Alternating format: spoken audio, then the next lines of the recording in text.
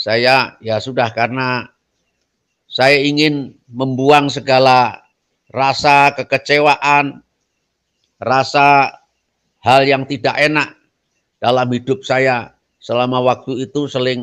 Seringkali clash dengan orang tua, karena orang tua saya menikah lagi dan ayah saya menikah lagi, ibu saya juga menikah. Jadi saya sering dibully dengan teman-teman, disindir. Saya diundang makan. Kok waktu makan itu namanya, saya masih ingat Bapak itu namanya Insinyur Singgih Purnomo.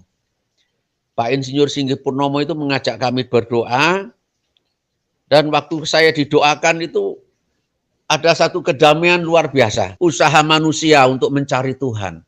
Sedang kekristenan, Yesus datang ke dalam dunia ini mencari manusia yang berdosa, termasuk saya yang hidup tidak karuan pada waktu itu.